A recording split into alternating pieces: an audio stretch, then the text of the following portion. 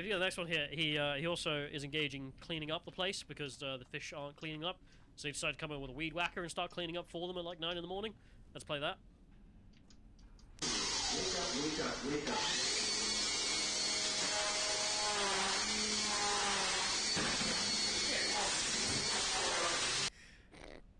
Well, that's what you want to be woken up with. Yeah. Dad, no. I'm trying to sleep.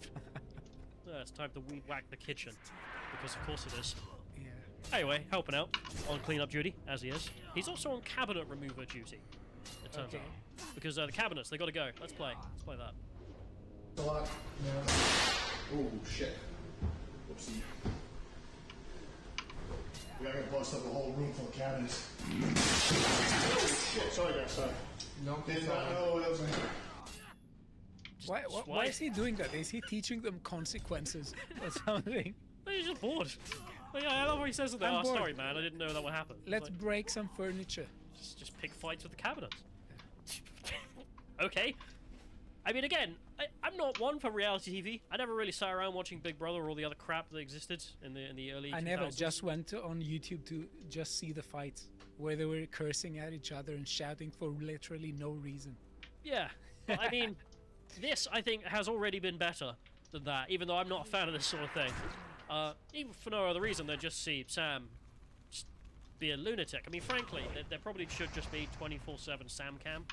That's what I want. Like, I just want to see how he lives his life, because I'm still not entirely sure if he's a character or a real person because of how kind of crazy he is. Yeah. But in a good way. In a good way. That's a hell of a punch as well. Good job. That cabinet deserved it. Anyway, he's also picking fights with the fridge, as I mentioned. You can see here, the fridge was coming right at him. So, yeah, the fridge has to go as well. The fridge disrespected him. Yes. And he won't take it. No one disrespected his queen. Yeah. It's just... Okay. All right there. He demands satisfaction. Yeah, and well, the thing is, looking at this, I'm not sure that it's just for memes. Even though memes are good, I think this is actually him trying to train this guy John, his character over here, because you see he's around for all the punching sessions. There's also a lot of footage of him endlessly working out in the garage for no reason, like as a punishment or something. Which he's the chosen one. Yeah, I don't know if Sam's decided that, well, if I can't fight Hassan Piker, I will train the boy who shall. Yeah. Because if we go to the next one here, we can see him training with this kid, which is just fun. There we are. Just get kicked in the face. Nice. And also, you can see Sam giving John speeches. If you go to the next one here. I think it's Jason there, actually. If you go to the next one. We'll play this. This is a motivational speech that Sam decided to give to John. Let's play the clip. John, how you doing in there, buddy? Because I'm about to give you a motivational speech through the door. I'll tell you this, John. In any fight, it's the guy who's willing to die who's going to get that inch. That's from Any Given Sunday. Sorry, Mark. Just some contestant. Not interesting. Ignore him.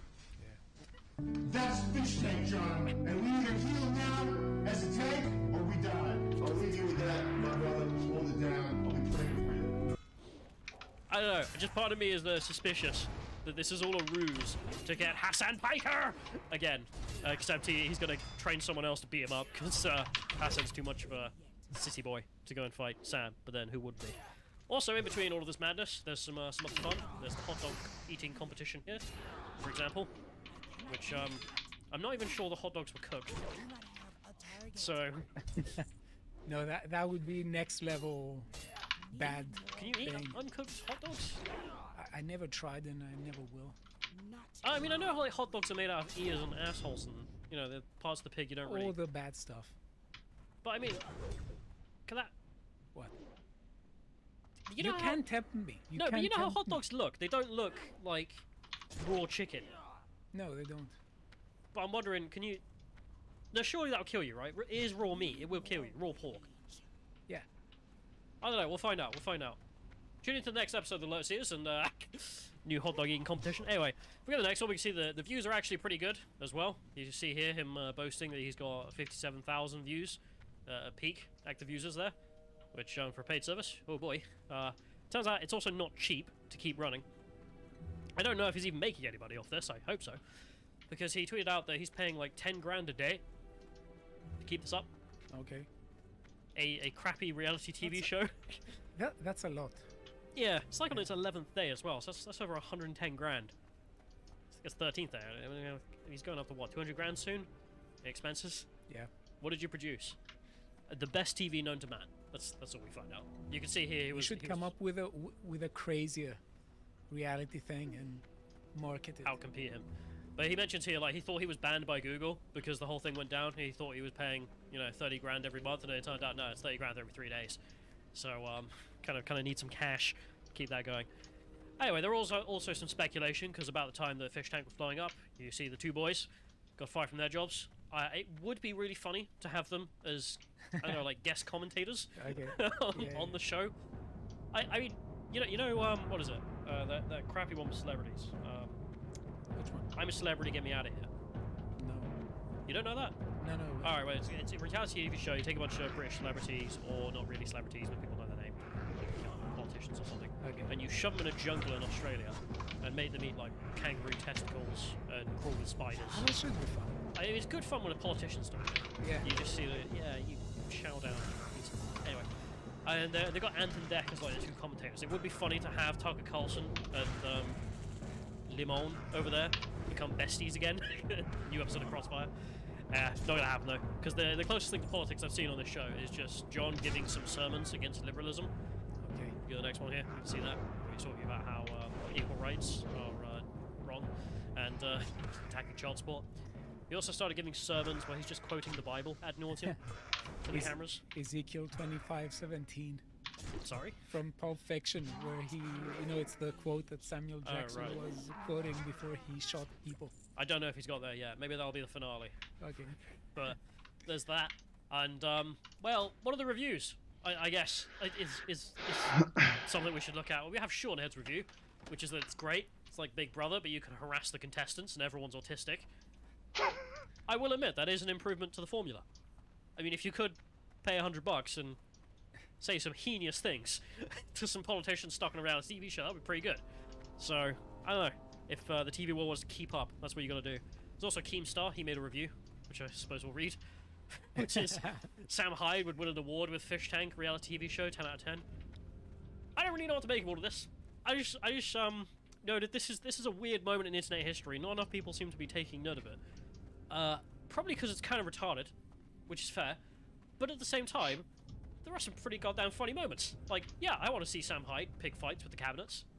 Yeah, I want to see Sam Hyde box with some people and then accidentally kind of, hurt them. I did see there was a lot of skits of him talking before of names where he's like, how do I legally beat the crap out of this person? Yeah. It's like, fight him on the show and then spar with them. But whatever. This is his life now. Look at the mess they've done. Yeah.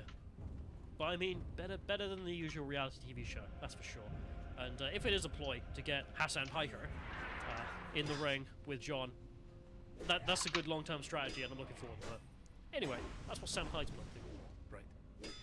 Okay, now let's go and talk about Gavin Newsom being obsessed with Ron DeSantis. Now, lately, California Governor Gavin Newsom has traveled to various states to promote the political agenda of the Democrat Party. And it seems to me that this is an effort to boost his public image as one of the future contenders for the leadership of the Democrat Party. Now, he says he's not going to seek that position right now, so his eyes must be in 2028. And I won't say that he shows a strange obsession with Ron DeSantis, and he constantly talks and tweets about DeSantis, and it's quite fun sometimes. Now, before we say more about this, you can visit the website.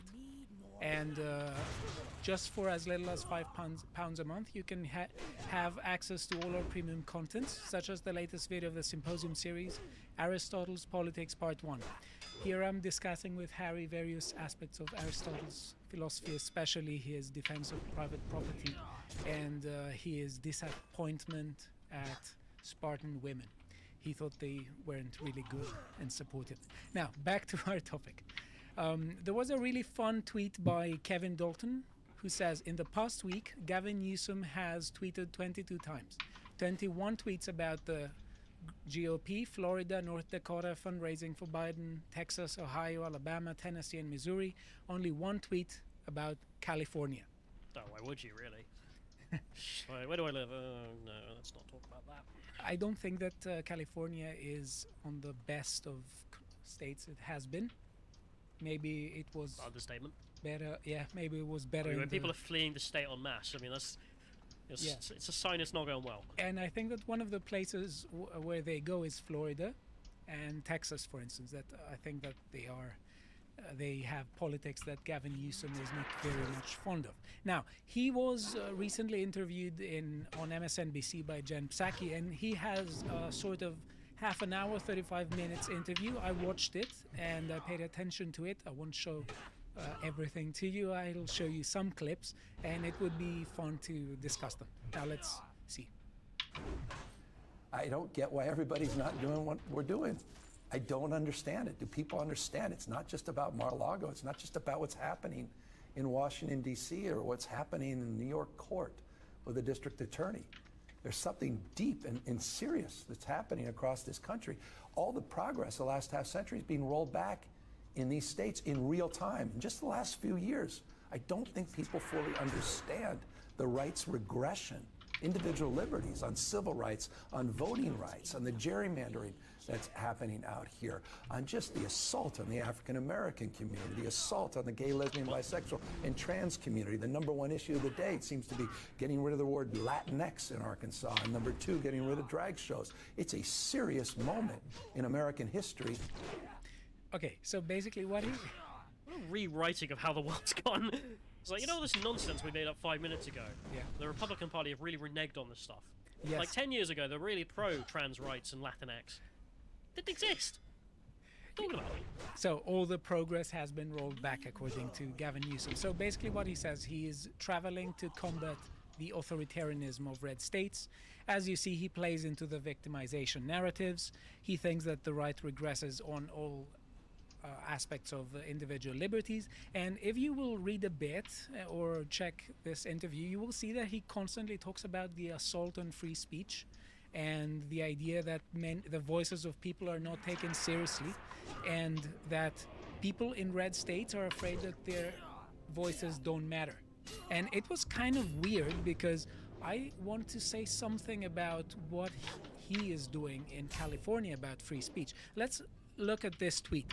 He says, "Happy Library Week, California. Here are some facts the GOP don't want you to know.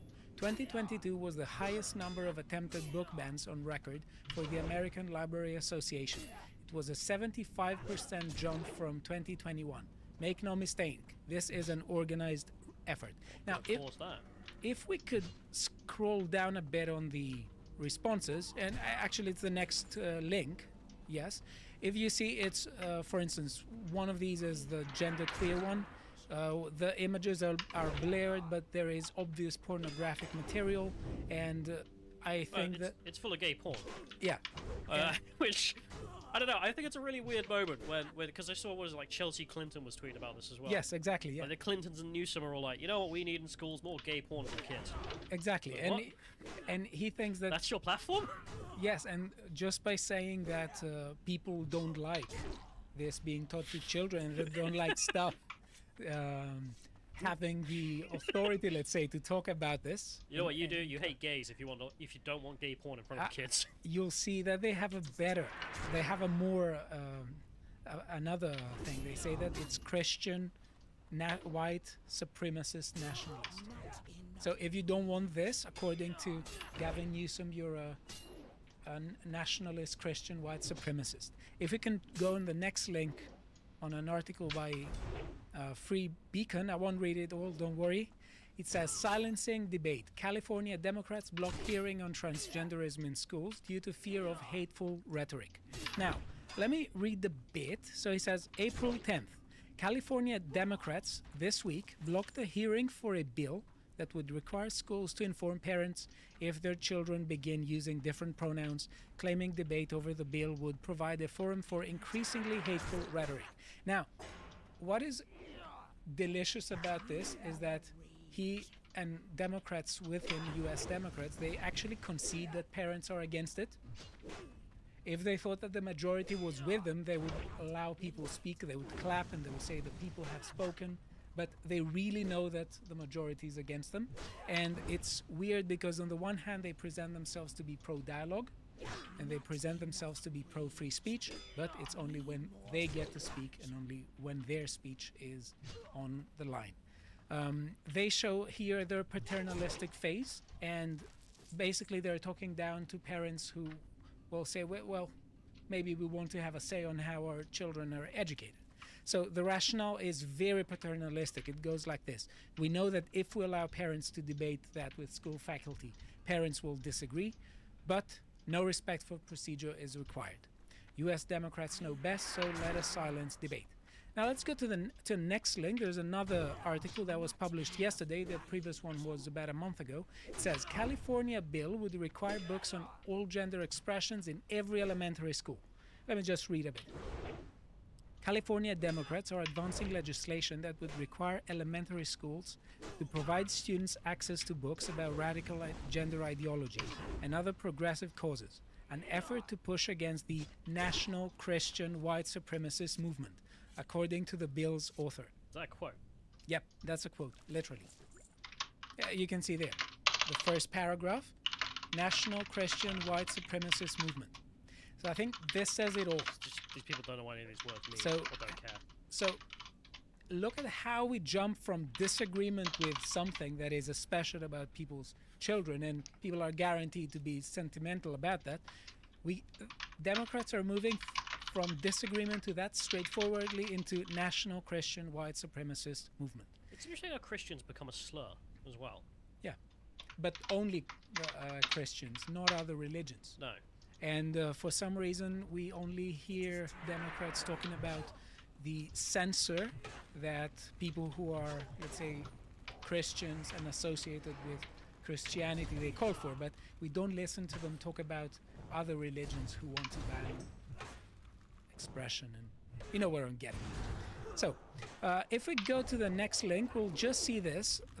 We know this book. It's called I Am Jazz. It's co-written by Jessica Hertel and Jazz Jennings. If we scroll down a bit, we will see that the appropriate reading age in Amazon for this book is 4 to 8 years.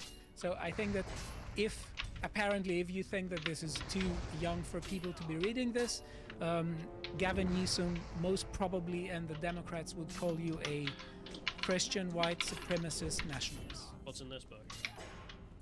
It's the story of Jazz Jennings, who allegedly from 2 years old said that I'm transgender, Oh, great. and Great. it's Yeah, a very wholesome Yeah. story.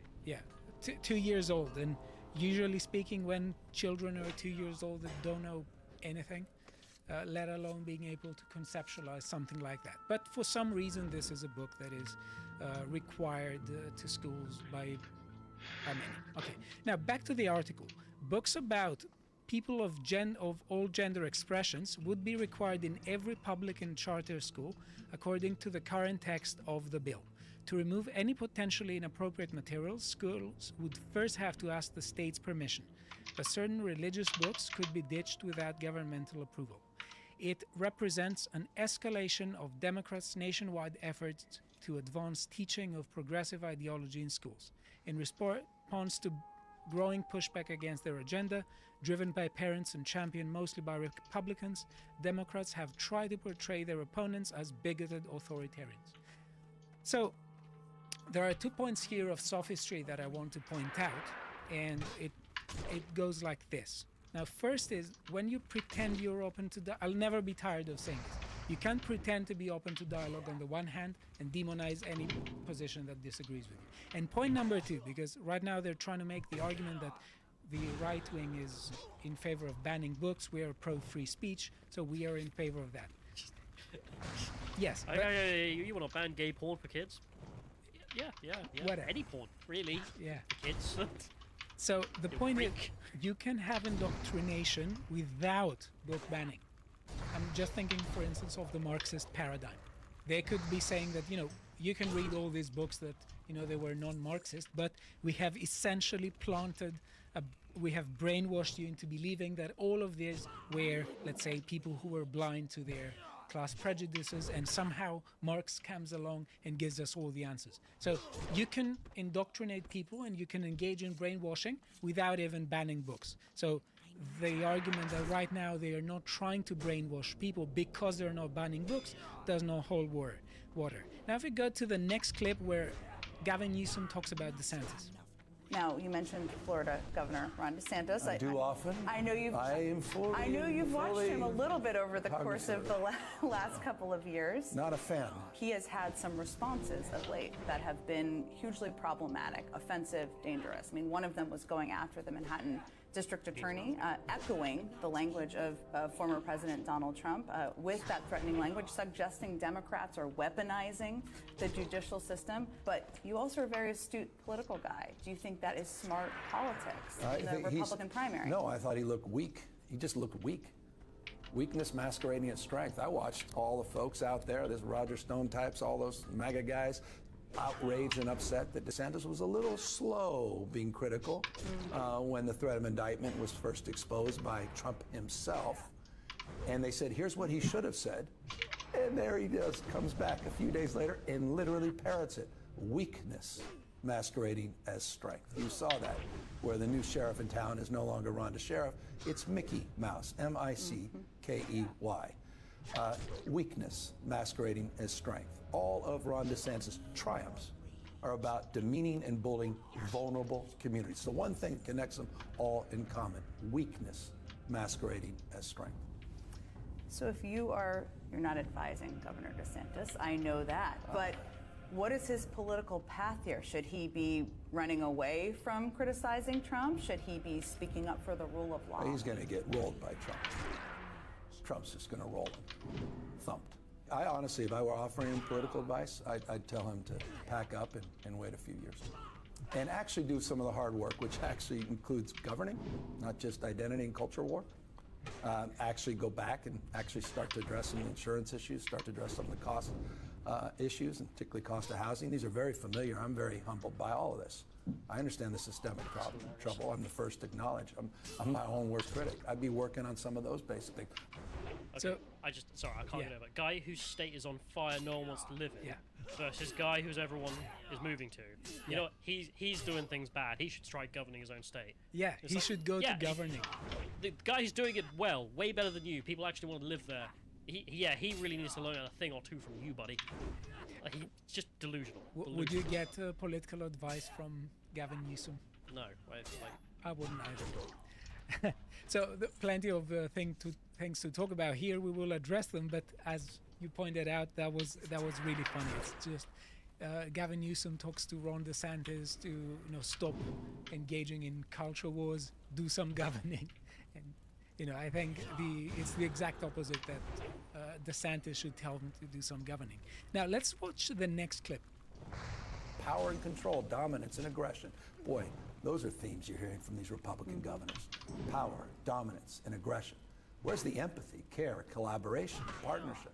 Doesn't exist, doesn't persist right now.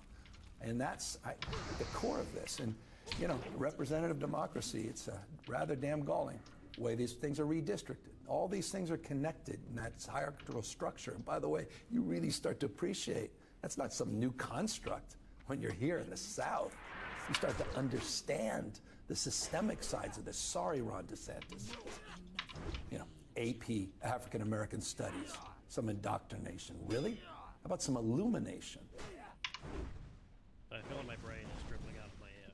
Yeah, that's exactly why I put the segment together. So the thing is, he's talking about these studies, various studies that DeSantis is often very critical of. The thing is, there are some people who have put forward very, very, very radical positions, such as all white people are bad, and they are teaching that, and very few people speak against it. That's illumination, man. DeSantis. Now, I found an old clip yesterday. It's by someone called Kobe Gambon, and let's see the illumination that he is preaching. Now, how do I know that the white people know that we are going to come up with a solution to the problem? I know it because they have retina scans, they have what they call racial profiling, DNA banks, and they're monitoring our people to try to prevent the one person from coming up with the one idea. And the one idea is, how we are going to exterminate white people, because that, in my estimation, is the only conclusion I have come to. We have to exterminate white people off of the face of the planet to solve this problem. Now, I don't care whether you clap or not, but I'm saying to you that we need to solve this problem because they are going to kill us. And I will leave on that. So we have to just set up our own system and stop playing and get very serious and not be diverted. Liberia, Rhodesia, you can go and check it out. What? Okay, so what sort of position do you think this person occupied? Oh, a perfectly reasonable one. What? Average centre-left Democrat. I don't know what you're getting. No, but I mean institutional position. That person was a professor in Florida, a psychology professor, and he was, I think, chair of the department. During his 30-year career at Florida A&M University, he held the role of department chair from 1985 to 1997, where his research has been particularly influential in areas relating to African black psychology, cultural survival in the face of cultural oppression, and mental health. So he was in Florida, okay?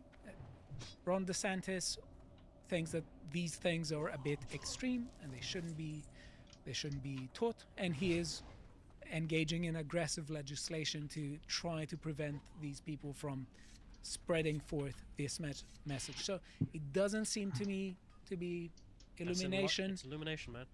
No. It's the Enlightenment. Yeah. The second coming. And one thing, if you noticed, Gavin Newsom was talking about structure and systemic affairs, how the whole system has been rigged against some positions. And we should end the talking about this particular video. We'll continue with other stuff by this delicious clip. Well, I'm not. I mean, I'm with Justice Brandeis. In a democracy, the most important office, he never said governor or president. He said the most important office is office of citizen. So, yeah, if that's the worst case, I get to retire into that. I'm all for it because I want to be in peril not to be judged of not to have lived. We all have agency. We can shape the future. I say this all the time. We said it in Arkansas. Someone came up to me, amazing, a young activist, and she goes, "We're not victims." And I was like, and it just resonated with me. We're not. It's decisions, not conditions, that determine our fate and future. We have agency. We are our behaviors. Do you think he doesn't know if he's a Republican or not? Maybe too much preoccupation with DeSantis has messed him a bit.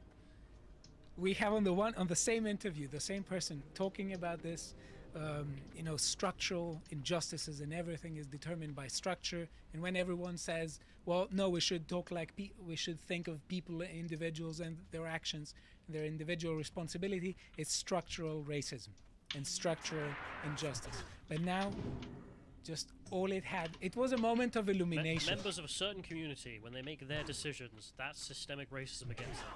Yes. All right. Okay. Now, the thing is, why is he obsessed with DeSantis? Let's watch DeSantis phrasing his position in his own words. We have embraced freedom.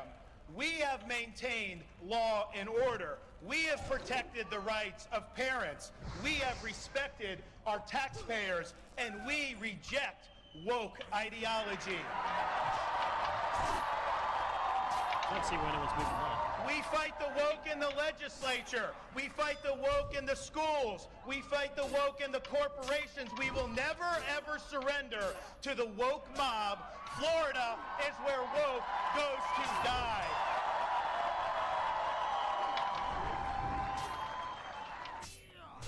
So the thing is that the main thing with DeSantis is that he works more than he talks. And Democrats are hell-bent on presenting him as weak and as having no chance to win. The thing is that he's effective. He is aggressive with legislation. I don't mean that in a bad way. I mean that he means business. Everyone agrees with that.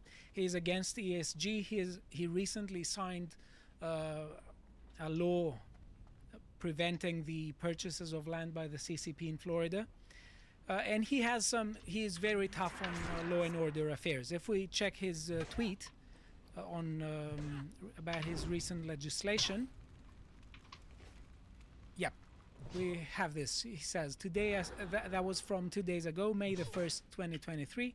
Says, today I signed legislation that will make child rapists eligible for the death penalty with a minimum sentence of life in prison without parole, impose additional penalties on fentanyl and drug-related crimes targeted at children, protect Floridians from disastrous bail reform policies.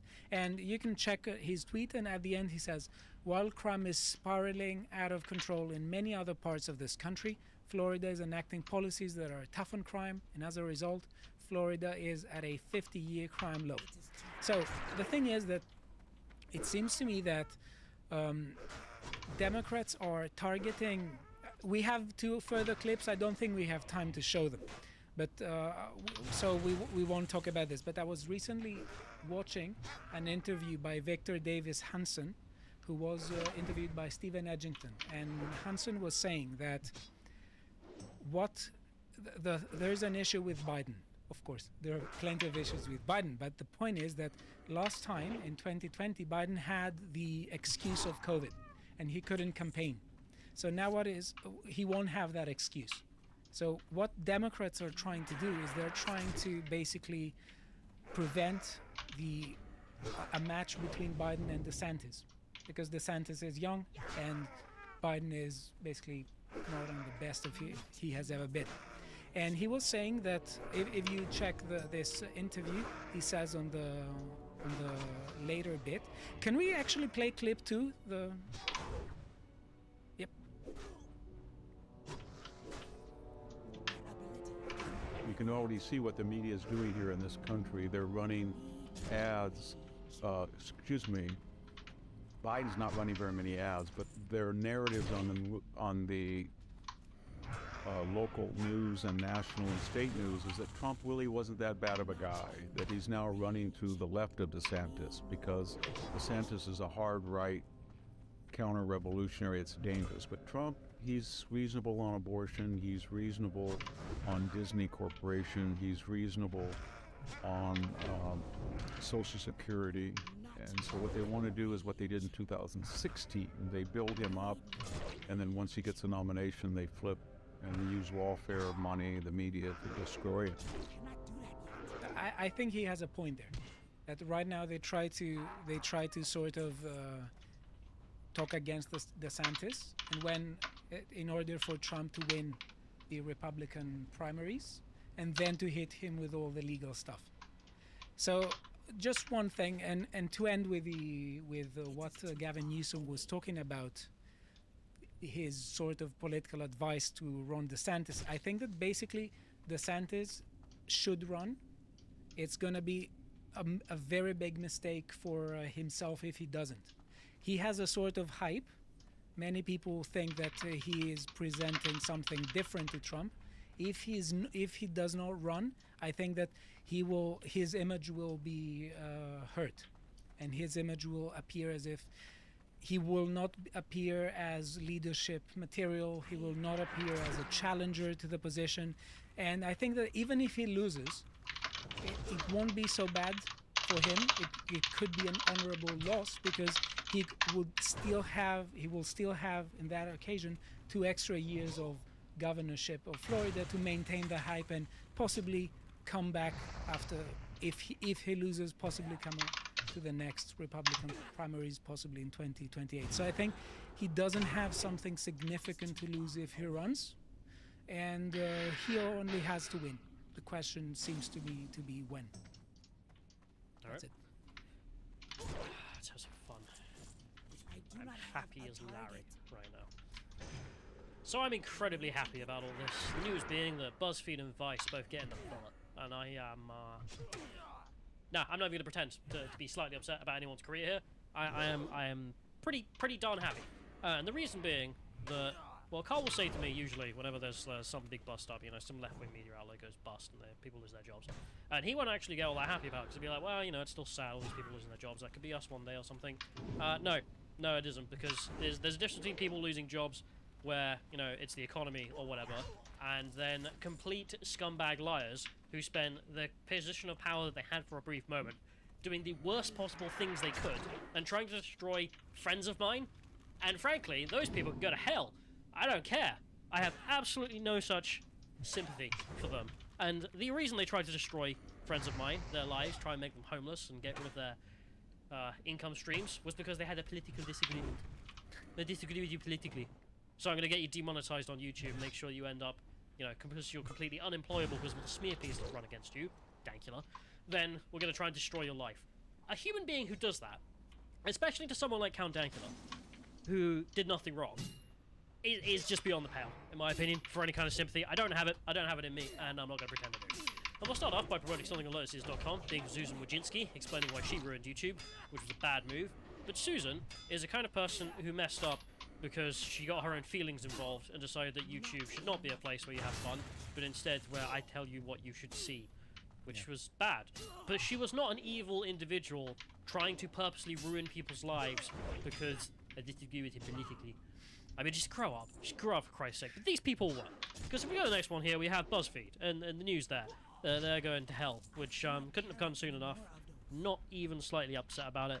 I mean, the disdain that journos have in all of the Anglosphere, I can't think of a single Anglo nation that doesn't just hate their journo class, is because of the actions the journos took and earned that hate with those actions. This has not come out of the ether, but suddenly everyone was like, you know what, I hate news. You know what I hate? News. People telling me what's going on in the world. Oh, I can't stand those folks. The town crier. I mean, everyone hated him, right? No, it was these types of individuals who decided, what is my job in this position of privilege I have of being able to work at BuzzFeed? Well, it's to ruin people and their families. That's what they thought their jobs were. And I can prove it. I mean, we have the names. We'll start off here with the news, coming from this article here, saying, there was, early on at BuzzFeed, a thin but novel ideology at work, on top of the usual folk wisdom about traffic and audiences and news and scoops. It was color-coded in the stats attached to every post and scored as a metric called viral lift. Social traffic was good traffic created and validated by readers choosing to share the articles. The rest of the traffic from searches and portals are dead, but ever-growing front page sites nonsense. Might as well have been fake. So the point was, share the stuff. If it shares a lot, it's good. People see it on the front page, doesn't matter. Someone reads it, doesn't matter. What we're here for is viral lift. And this is the thing that made BuzzFeed cancer. Because they were no longer interested in, was it good? Was it good content? Did it help people? No. What was interesting is it got viral lift. So if you make a smear... Yeah, and this is where you get the nonsense of rage bait.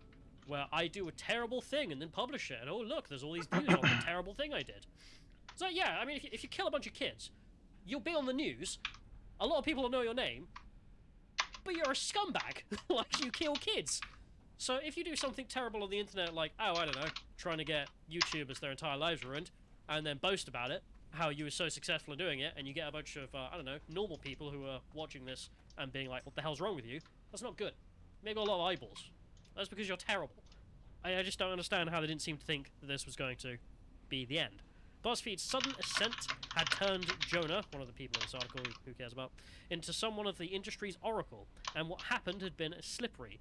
Evolving pitch to investors and interviewers turned into a new conventional wisdom for publishers, many of whom didn't seem to notice that BuzzFeed's actual news operation, not its list of quizzes and social clever media experiments, blah blah blah, the other crap they did that no one cared about. You know, they're like lol funny, but who cares, right? No, the big bad that BuzzFeed did in the world was its newsroom, and they were saying, oh no, it's a traditional newsroom. The plan for its newsroom, that had always been a sensitive subject, was never clearly anything but a subsidiary of the organisation, because it didn't make any money.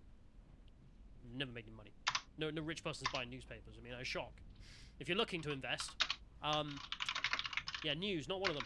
It's just not really the big profitable place. Oil, that might be on the up and up. I don't know, but yeah, the idea here was that no, you have a newsroom. What do you use it?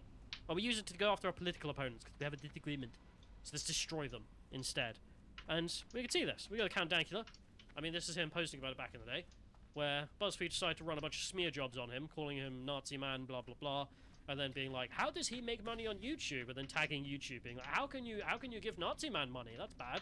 Look, he's Nazi man. How do we know this? Well, we've written 10 articles calling him Nazi man. Is that what's the law? They say that if Godwin's law? Yeah. Well, I mean, he did do the whole Nazi pug thing. Yeah, so yeah, that's not really Godwin's law. there. But it's the point being that Dankula, decent guy, didn't do anything wrong. BuzzFeed came after him specifically because they just didn't like him. And did try to destroy, well, they successfully destroyed his income stream on YouTube for getting him demonetized. Go to hell. Go to hell. I mean, he's just awful human beings who would do that to an innocent guy who's done nothing wrong. Oh, what did he do? Oh, he told a joke, did he? He told an edgy joke. It was too much for you. Pissing your pants over, oh no, man-made joke on the internet. I'm sorry, like, these are not average people in industry who lose their jobs because of economic factors. These are people who, when they had a position of power, did the worst possible thing they could have. I mean, just going after innocent people. If you got the next one here, we also have TR. We got banned. Remember, they also went after him as well. You see that name, Mark Di Stefano, which we'll come back to. You can also have them going over Carl as well, where they try to smear him constantly, because of course, little old Mark there, again, for some reason. Well, Mark used to be one of the head smear merchants. This is literally all he did. So basically character assassination. Yeah, for the purpose of trying to ruin people's livelihoods. Yeah. That's a good job. That's a good part of the world. Thanks for that. Really making the world a better place. Well, he ended up leaving that complete dumpster fire of an organisation and tried to get a proper job.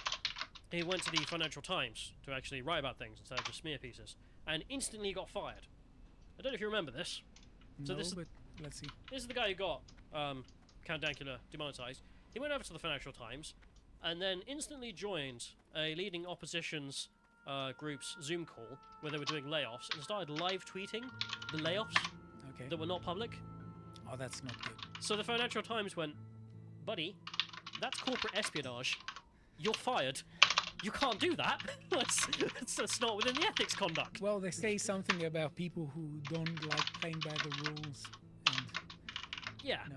But the point being that BuzzFeed attracted these kinds of terrible people, and as soon as they interacted with anywhere else in the world that actually had even the modicum of ethical standards that a mainstream newspaper does, I mean, they don't have much ethical standards, and even they were like, oh, get out.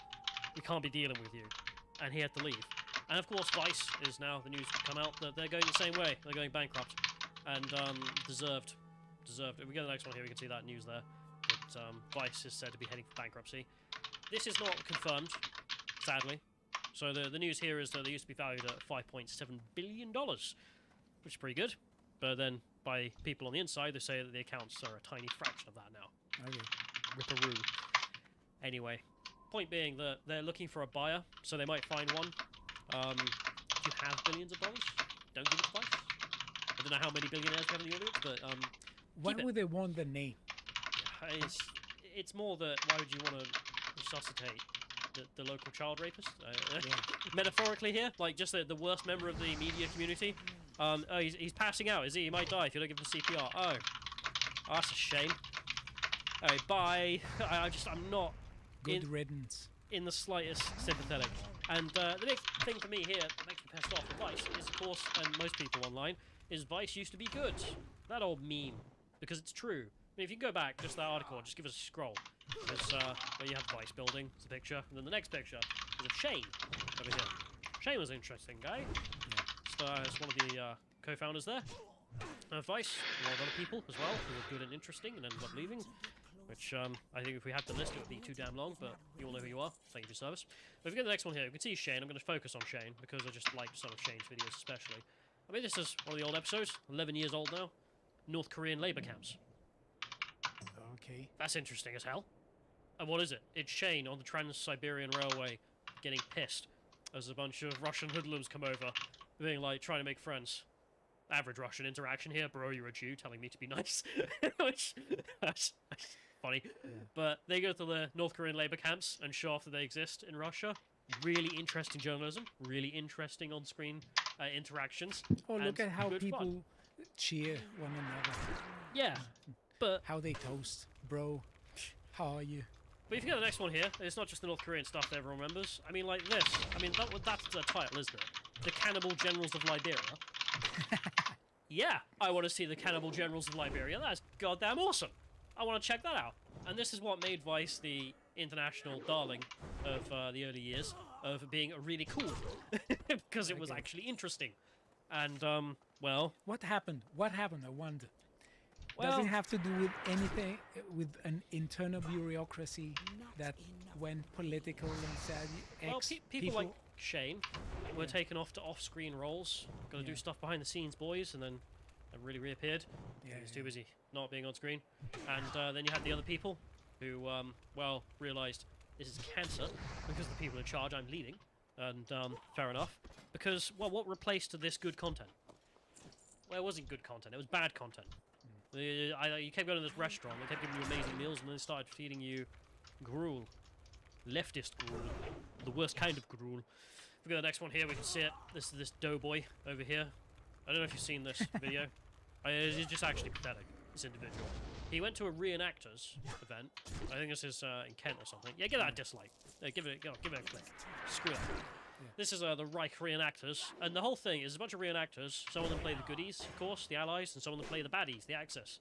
And he spends the whole time being like, dressing as a Nazi, that's pretty edgy. Oh, you could be a Nazi secretly, couldn't you? Ooh, isn't that pretty edgy? It's like, bro. So if that's the level of journalism, they shouldn't have the position on the first place. On a journalistic level, obviously ridiculous, waste of time. Many a reaction video were made to this at the time being like, this is garbage, what is Vice doing? Yeah. Which is all fair.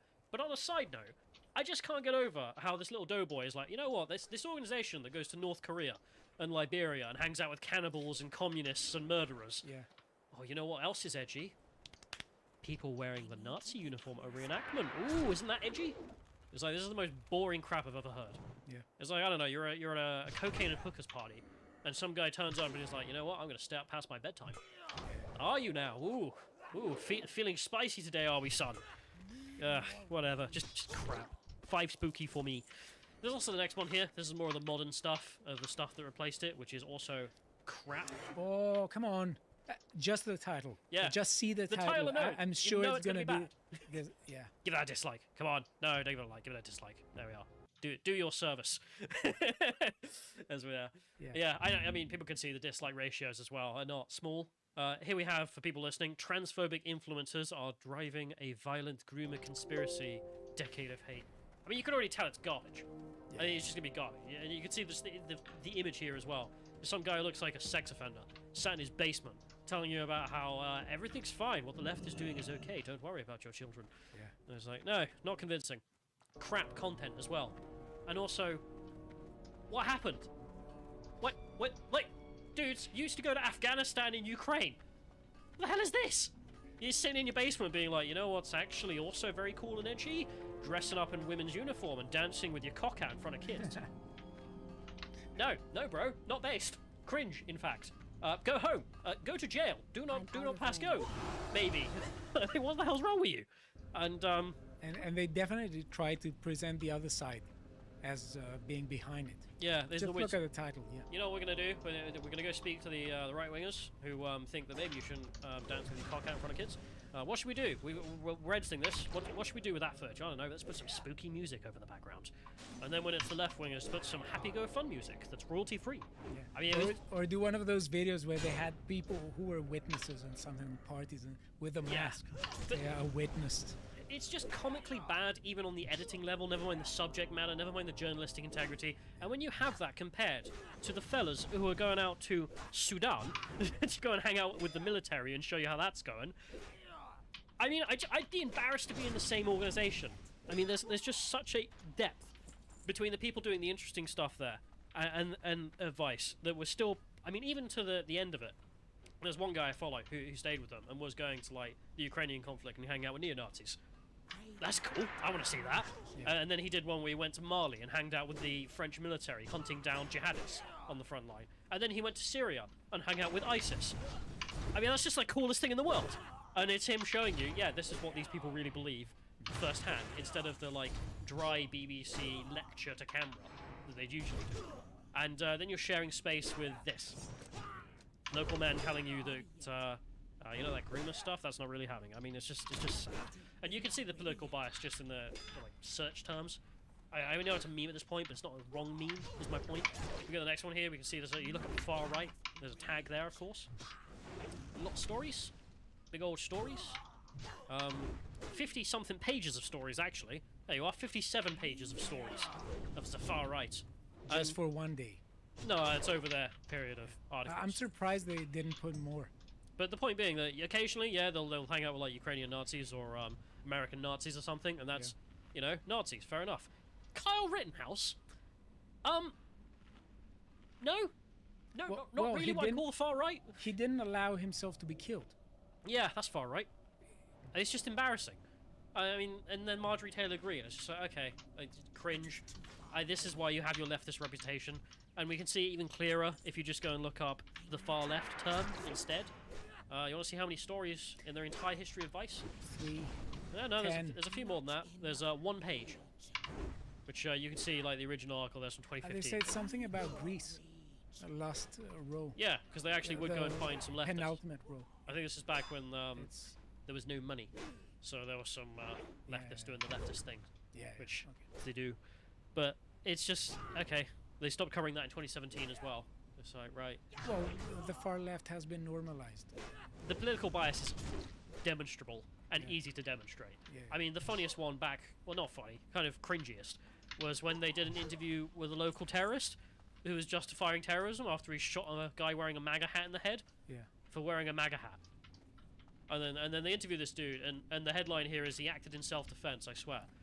And the day after he did this interview, the police found him, you know, for murder, and told him to come out of the building with his hands up. So he opened fire on the police, as an innocent man would, who was pleading that he acted in self-defense. So the police shot him to death, of course. Anyway, it's just, yeah, this is how Vice became crap. I mean, just demonstrably. There's actually a fella, the one I mentioned before, like, he published an article just before I went live. I didn't have time to add it, but I read it, in which he was mentioning that all of a sudden, after doing all the really edgy, cool stuff, what happened is they purged a bunch of the old journalists that had made them what they were, because they don't really need you anymore, and hired a bunch of corpos. Yeah. Yeah. Okay, great. We've got some bodies to We make need content. strategic vision now. We need to become a political organization Yeah. engaging in character assassination. Or just making up stuff, as you can see here. Are you familiar with bullets? Do you know how Yeah. a bullet works? Yeah. I think most people, even outside of America, know what a bullet looks like. There it is. You know, you fire the whole bullet. Including, this is more bullet than normal bullets, because it's, as you can see there, for people listening, we're looking at an image from a Vice article that says high caliber bullet poked out of one of the gates outside some shootout in Mexico. And not only have they got the bullet part of the bullet, they've got the rest of the bullet, you know, the bit that you don't fire, attached in the bullet hole. So what happened clearly is someone at Vice went to this place after the shootout, picked up a bullet and shoved it in the hole for, I don't know, visual representation, in case you didn't know that holes were made by bullets. It's just embarrassing. Not to mention they would also just publish fake news. There is a game, there's one guy here who did play that game, where he just called Vice, made up something fake, and then they published it. Yep. You can see the story here being, we spoke to a guy who got his dick locked in a cage by a hacker. No, that didn't happen. 100% fake. And that you are fools. I don't know how else to put it. But if we go to the next one here, I mean, what would humanity do without Vice? Let's give them their hearing. The Steelman position. Yeah. What will we do without such journalism as how to make breakfast with your vagina? I mean, I know this has also become a meme, rightfully so, because as you purged all the interesting journos and hired a bunch of corpos, they wrote this. Janet J over here, who I don't think is ever going to go to Syria and do anything interesting. I think what she's going to do is write about making breakfast with her vagina, which you should feel embarrassed to be next to. Maybe I'll read that article, just out of curiosity. No, don't. Go outside and Do something productive. no, Seize the day. do nothing productive, and you will have done more than Janet. I think. We'll go to the next one because the meme is absolutely real. I mean, this has been shared for years, of course. You know, Vice then. I would go to the most war-torn places on Earth to expose the dirty politics. Now, 10 reasons why SpongeBob is homophobic. Yeah, this is real, demonstrable, and I can show it. There's also CNN, who are not exactly the best and brightest. I just want to point out, this isn't a unique problem to BuzzFeed and Vice, who are like the up-and-comers in the internet age. No. Like, all left-wing media is a cancer. This is a map of the British Empire in 1922.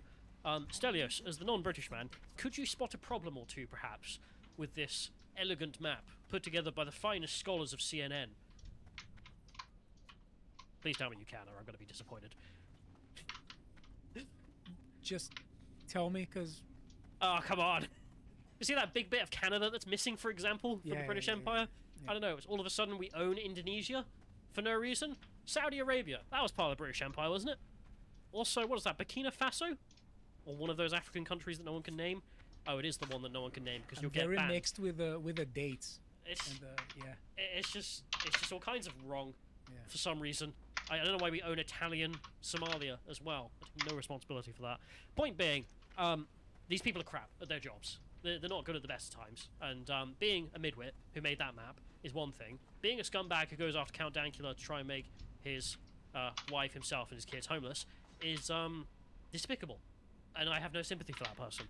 We'll get to the next bit, though, because I want to just promote some good journalism, which is not by journalists.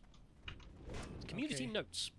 I just saw the lady and Yeah, you get disappointed. Yeah. and scared. No, so this is a tweet where we have, you know, the diversity hire at the White House saying that immigration's down 90%. It's an obvious lie. And you can see the community notes pointing out, that's an obvious lie. Here's the truth. But the really messed up thing about this tweet here is not a lady tells lie at White House. If you scroll back up, Town Hall over here just presented this lie as truth. Here's a direct quote. I know we're meant to be journalists at Town Hall, but we're not going to bother. Not going to bother. No, instead we'll just parrot what the government says. And this is what too much of the media is. Just the government said this.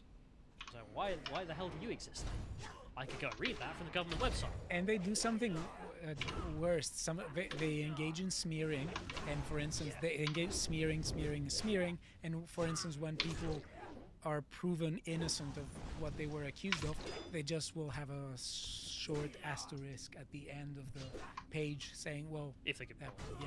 But But they- the whole, it's what was the Gable saying? Throw mud.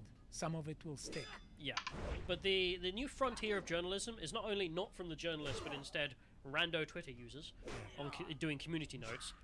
It's also incredibly good, actually probably the best new form of journalism in our lifetimes. I don't think if anything's ever going to get better, because the structure of this is something no one has sat around and really appreciated how good, so I want to just sit around with you folks and appreciate it. Get the next link here.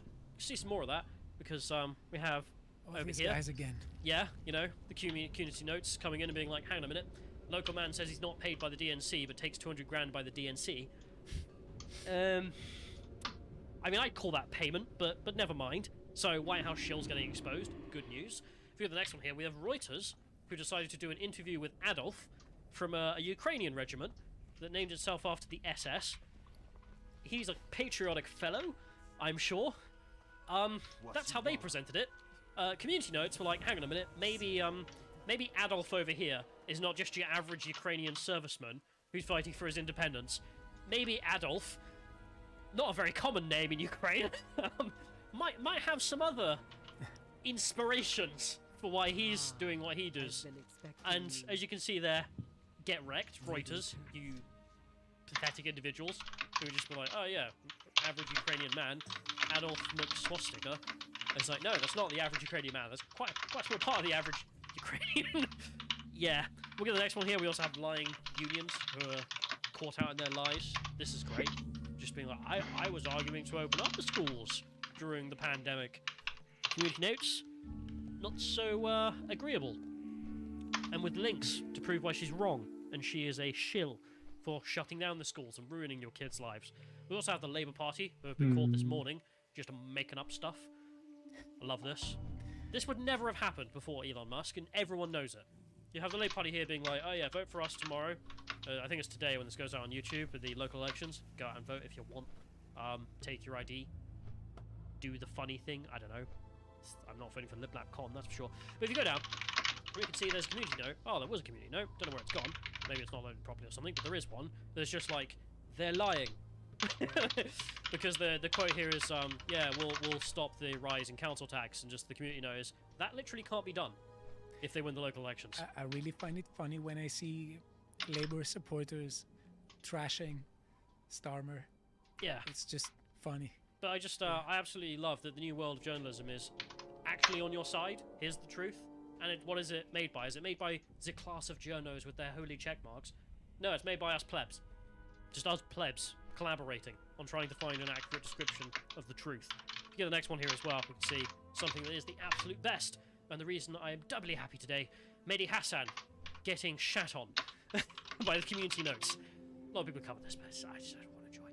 So if people are listening, he puts out this crappy clip where he says, white people kill other white people at almost the exact same rate black people kill other black people.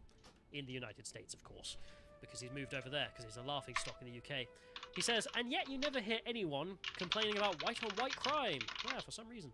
Those aren't the points of sage wisdom from Mar. They are classic racist dog whistles.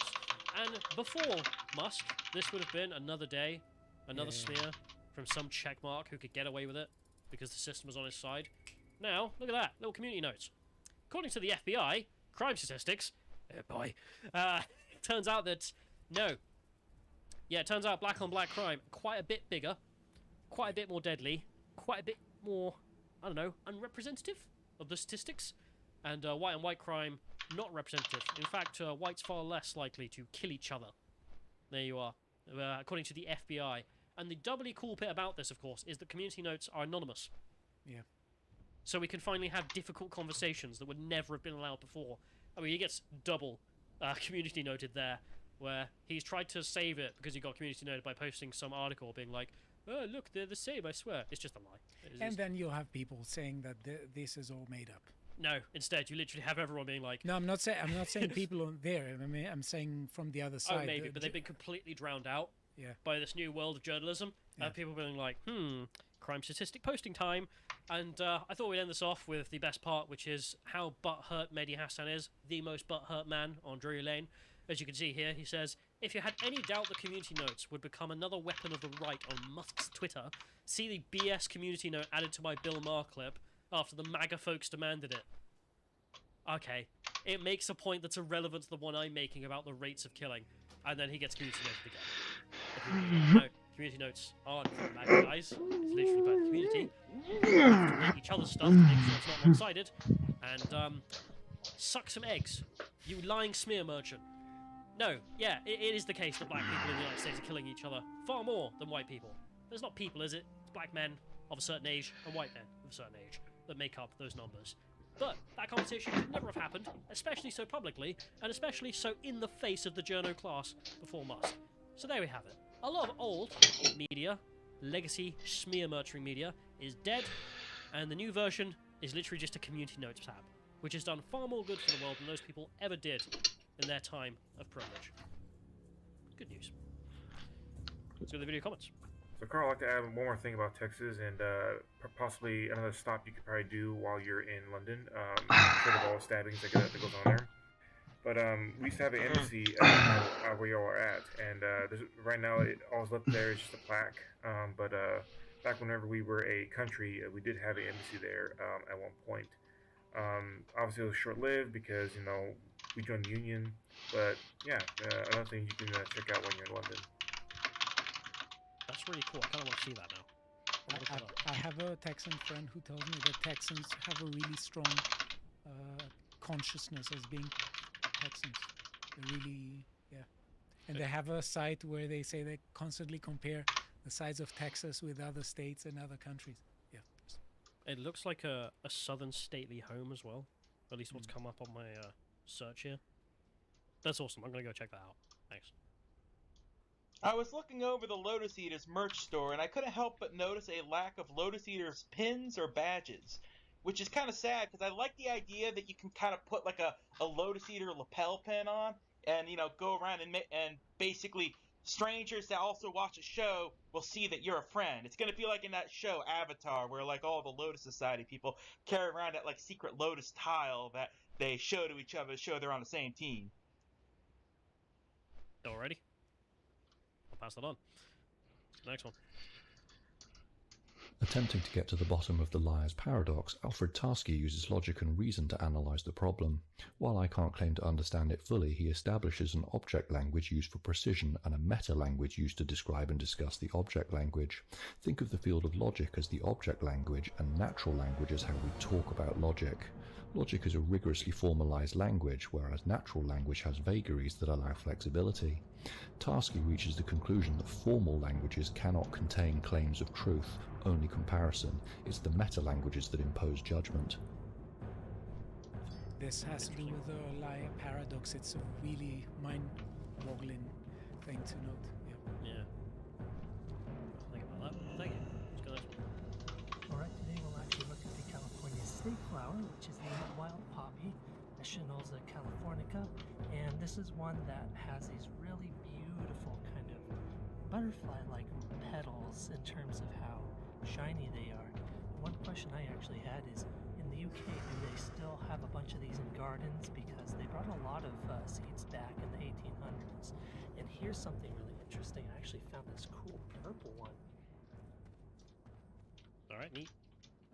I don't know. Not good with names of flowers. Not really something I follow either. I was in Transnistria recently. I was walking around, I realised everyone had lovely flowers. Okay. I figured out that they're all growing turnips. Not turnips. Tulips. Tulips. Yeah. Okay. And then they all sell them. Yeah. Which doesn't really seem to make sense to me. It's like, if everyone's growing the same flower, you can't really... The market seems to be a bit oversaturated, but whatever. Maybe it's a symbol of luxury or something. Maybe. I did see an awful lot of them thrown at graves as well, so maybe one way of getting your flowers for your grave, just grow them yourself. Alrighty, let's go to the written comments on the site. Oop, I've messed up my thingamabob. Give me 2 seconds. Come on. Come on, England. Score some fighting. Yeah. So, Captain Charlie the Beagle says, great to see you back, Callum. Hope you had fun. Any word on how Miles is? I'm not really allowed to talk about that because Foreign Office said not to. So, that's that. Annoying, but what it is. Captain Charlie the Beagle also says, this whole fish tank thing looks like a version of the Stanley Milgram experiment. It just proves how horrible people on the internet are, thanks to anonymity. This seems to be something that would be more in Josh's interest. Maybe, I don't know. I don't think it's actually that mean. I mean, I think the meanness comes from Sam Hyde. The text-to-speech is pretty tame. Yeah. You know? I mean, there was one point... Did I mention it about the camp guy? No, you didn't. So there's a guy there who was on... I think he's left. I don't even know what the allegations were, but apparently he did something when he was a camp counselor. Okay. So constantly... Well, the other people found this out who were outside the show. So they started paying for text speeches constantly, like for a solid 10 minutes of comments just going, haha, what did you do at camp? Haha, got anyone got any funny camp stories? What did you do? What was your favourite moment at band camp? Blah, blah, blah, blah, blah.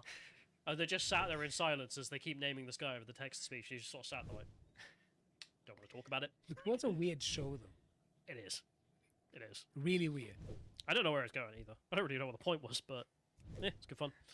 Zen Chan says, somebody really has to ask how legal everything going on in Fish Tank is. Like, some of this genuinely is a bit unsettling. Nah, it's fine. Base Ape says, I have a theory that Sam Hyde is a genius who's been demonically tortured by being surrounded by mere mortals for so long, torturing the rest of the world in return for his unearned punishment. A literal trickster god of autism. I'll be sure to pass it on. Lord Nerevar says, good to see you back, Callum. I must say, I've seen discussions around Fish Tank, but never really knew what it was. It seemed to be a bit odd for me, but a nice window into someone's life at least. Inshallah, Sam Hyde and Hassan will have their punch up soon. I don't think they will. I think John's going to have to step in, because Hassan's too much of a putty boy. Joe DeVark says, how is this Fish Tank thing legal? It's just a TV show. How is torture legal? Wow. Actually, there's worse than that. There's a place in America. I've seen a documentary about it, where this fella, he runs basically a torture experience. And you sign up, there's a waiver, where you sign on to, basically, he can do anything to you, any loss of life, not my fault, blah, blah, blah. And then him and his crew, what they do is they torture you. So they'll make, like, they'll tie you down, put spiders on you, they'll like, waterboard you for a bit, set bits of you on fire, you know, stuff like that. Put clamps on you, whatever. It appeals to masochists. I think of the worst things. You could electrocution, the whole thing, whole shebang. And the point is, I think you go for 24 hours. That's what you sign up for. And no one's been able to ever do the 24 hours. It's been going for years. So the game is that people keep going there and signing up. There's a woman who's been like 5 times. Keep trying to get that 24-hour achievement, because then you get a prize, but no one knows what the prize is. How is this legal? Well, I mean, if you sign the contract, we can organise something for you if you want. You want dirt? No? Alright. Arizona's Desert Rat says, yeah, that show's just weird. Makes no sense to me whatsoever. No, me neither. friggin' moment, weird friggin' moment in internet history. George Happ says, in regards to the recent collapse of BuzzFeed and Vice, I must take exception to the learn to code mockery. The tech industry already has enough diversity hires and HR parasites. We don't need any more. Send those theoretical people to the uranium mines. Yep. Right. I don't think they can get away with being diversity hires in the uranium mines. No. Actually, coal mining. And everyone's... no. Okay, Gavin Newsom and DeSantis. So, America's in hospice care. I live in Florida. I can state that many Floridians do not want DeSantis to run in 2024. Not because we don't like him, we adore him, but it's because we just gave him a second term and the American leftists are hell-bent on overrunning Florida and wrecking our state. Our values, our morals, and our way of life as they, leftists, absolutely hate us.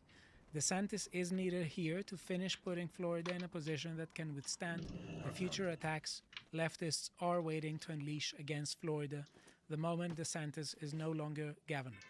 Floridians believe 2028 and 2032 are the years DeSantis is called to be POTUS, not 2024.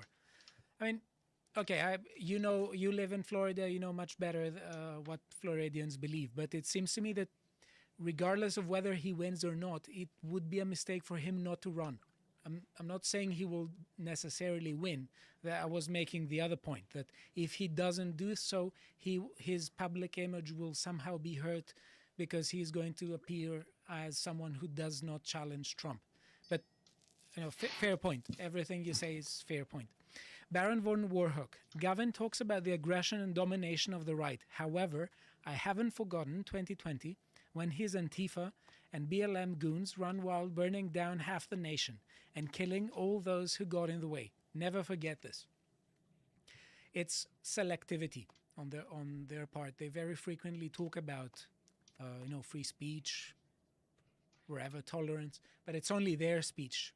It's only tolerance for their position. They neither respect free speech nor are tolerant for others. Taffy Duck. I love the video of the dreadlocked retard saying the main part of leftist manifesto out loud. Yeah, we know you want to kill us all as soon as the majority of us European wake up. It's like, European people, you are targeted for termination. AZ Desert Rat. Newsom is a master of pontification. Matthew Hartshorn.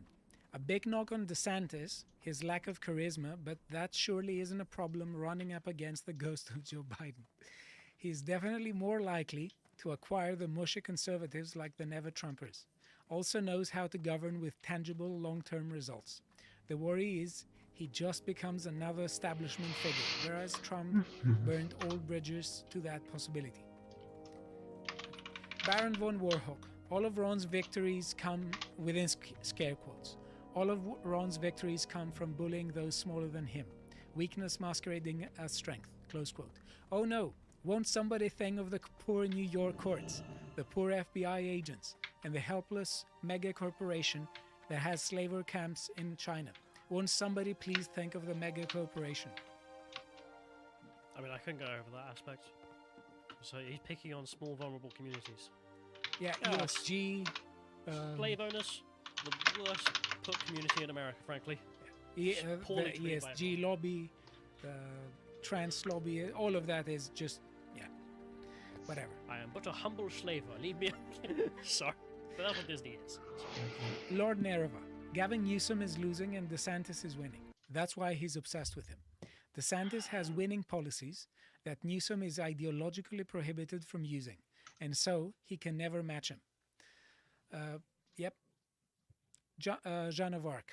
Newsom is correct on one thing. Trump's going to get rolled. The Trump cult way underestimates Biden's appeal as being not Trump.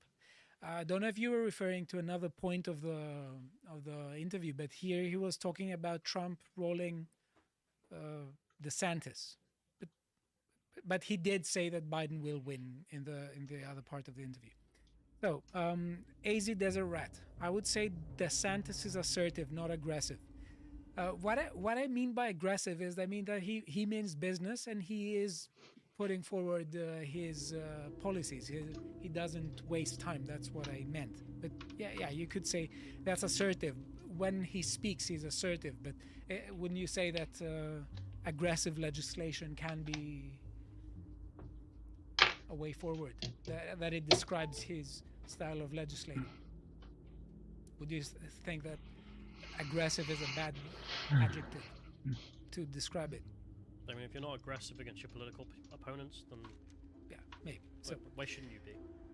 an American isolationist. Yeah, Newsom people in red states know our voices don't matter. You and your globalist pedophile buddies have rigged the presidential election for the rest of day because the states that Republican have to win, Michigan, Pennsylvania, Wisconsin, Georgia, all conveniently have universal mail-in voting that took weeks to come up with enough votes to have your puppet win. This is why no one in the US on both sides cares about the election anymore, since we know the game has now been rigged. You want to move forward to the third bit? Sure. So, Base Ape says, hear me out. I'm just saying if we all pitch in, Vice News could be owned by the Lotus Eaters community. Just think about it. I don't know. I kind of want to make that organization shit in its hands and clap. Casey Darling says, while I loathe what BuzzFeed and Vice became, there was a time when either of them were capable of real journalism. I'm apprehensive about the apparent consolidation happening in the media and banking. Let's smear Tucker Carlson and Stephen Crowder and close down two left-wing media outlets at the same time. It feels like they're getting rid of people they're afraid of and can't control. I don't know. I'm not conspiratorial about this. I think they're just crap outlets who couldn't make money because they made crap content and therefore deserve to die. This is one of the nice things about capitalism. If you do make terrible stuff, people don't buy it. I mean, I don't know what the business model really is there. It's like, what if we smear ordinary people constantly so that we're really unpopular and nobody likes us, and then question mark profit? It's the dumbest policy. It's dumbest. Well, this is why they deserve to be where they are. Yeah. Lord Nerevar says, I reckon this program of leftist rags is indicative of the ESG starting to fail. Money sinks like BuzzFeed and Vice, and clearly not cost effective. As soon as the support structures goes, it's bye-bye lefty rag. Nice that the Lotuses can hold stuff up and speaks to the quality. One of the funny things, as I mentioned about the article I read that we didn't have time to add, this fellow I think he was still working there like a year ago. He works at Unheard now. And I've seen all his stuff. He was making great stuff the whole way throughout. He mentions that they did all this cool stuff at the start, and then Vice decided to get purge all its old people, get all these new people in. And also one of the main things they did is they went super corpo even with the traveling. So they started hiring like security consultants and etc. Like all this stuff you didn't really like. This just makes the whole process way worse, and so it's way harder to even do your job. Anyway, Anonymity says, I would say the urinalists? What? Urinalists? Not... I would say that these people are not the government, but shills for the state regime against Trump, for instance, but follows the FBI. I don't know what you're saying there, mate. I'll be honest. It says here, games journalist who is in fact an activist posing as a journalist whose work belongs in a urinal. Didn't know that one. Urinal journalist, yeah. True. Lord Nerevar says, I reckon this pogrom of left... I think we've already read that. Alexander Drake says, you're completely correct, Callum. These people are our enemies. We should absolutely celebrate the misfortune when it comes to them. Learn to code, BuzzFeed and Vice clowns. Or learn to mine. Or just stop being terrible people. I mean, I don't really care what they do for a job. The idea that you would spend your life... Oh, what did they do at university? Studying friggin... basket weaving or some other crap. Weird studies. Yeah, I don't know. I did sociology and now I'm a journalist or whatever. Who cares, right? But either way, you become an adult. You join the new edgy media outfit, Vice or BuzzFeed. Okay, that makes sense. You could do that, and then you're working at this place. And sure, you might be left wing and so forth. But the idea that you would then try and destroy human beings like Count Dankula or Robinson or you are something else. I mean, in the process of destroying this person's reputation and then gleeing about how you got rid of their income stream. I mean, they didn't feel sick at any point. I mean, you really should have felt sick, and they didn't. And they constantly present themselves as being for the poor. And for, protection and... We're out of time. Ewan says we need to do Kotaku and IGN next. Good idea. You know what I hate about IGN is that you go on and watch a game review. Donkey said this. Like, you watch Donkey and you get Donkey's review of a game. You go on IGN and literally there's like 10 fuckos you've never heard of. So I'm swearing a lot, but I'm really passionate about this. Where you're just like, oh, these people say that this Pokemon game's got too much water in it. means literally nothing to me. I don't know who the hell they are. Can I say the last honorable mention? Sure, I didn't read it. By Arizona Desert Rat. I've got to say, Stelios, your use of idioms and figurative language in English is growing by leaps and bounds. Thank you very much. And on that note, we're out of time. So, you like more? Go to the website that whose name I completely forgotten. What could it be? Mystery link. And see more. If not, don't. Bye. Bye.